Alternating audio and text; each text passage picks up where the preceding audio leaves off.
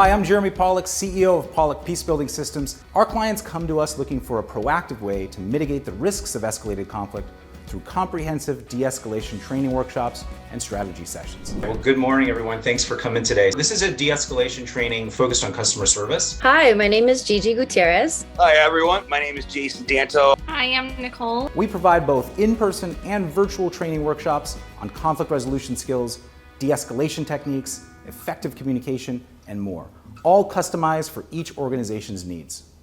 Who has ever felt emotionally escalated, triggered, upset, angry in their lives?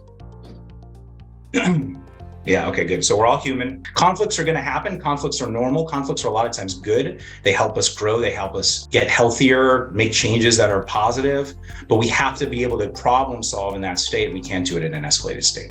If the individual has a problem and they're coming to you because you're a customer service agent, they think you can solve their problem and you're perceived not to care about their problem, that's what escalates customers. So let's think about lack of care. What does this look like?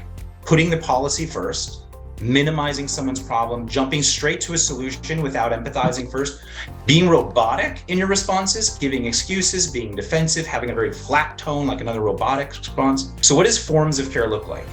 Active listening, acknowledging and validating someone, engaged posture, warmth and tone, accountability. So let's first talk about self-regulation and make sure that we have some tools around that.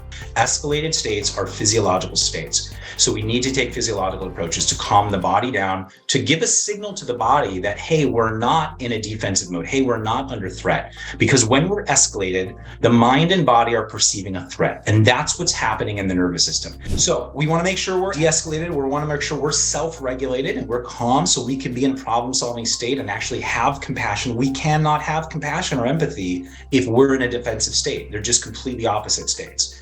So if we're in an empathetic state, then we can start to do de-escalated work and get them back to a problem-solving mode. Instead, the whole point of this is just to learn to care for someone as a priority. So for just a moment, we're not getting rid of the policy. We're just gonna put the policy second for just a moment, and we're gonna care for that person. That's our priority for just the moment in order to de-escalate. Once we get them de-escalated, we get back to a baseline conflict, then we can start to talk about policy and positioning. Are we doing a check-in? Like, how do we fully know that the situation has de-escalated?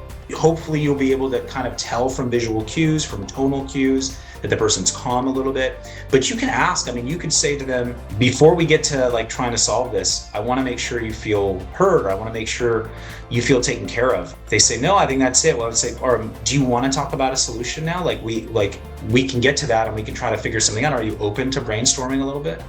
So you can kind of check in with them and asking them if they're ready for that. Jason, you're going to read out loud the part that says read out loud and just keep in mind the behind the scenes stuff. And then Gigi, I want you to keep in mind the behind the scenes stuff and practice your care sequence. Practice calmly listening, acknowledging, empathizing, reassuring, and then going into explaining your side.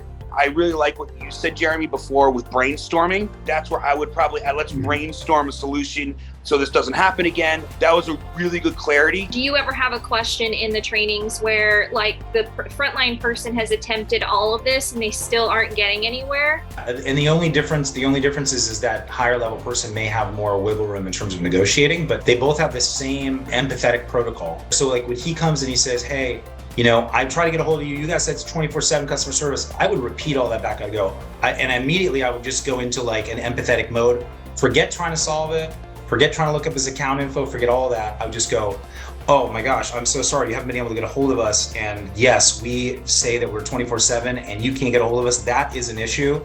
I apologize for that. We've helped thousands of participants across hundreds of organizations just like yours achieve greater peace and understanding for team members, executives, constituents, and customers. Get in touch today to learn how we can help your team de-escalate emotionally charged situations and achieve greater peace and harmony at work.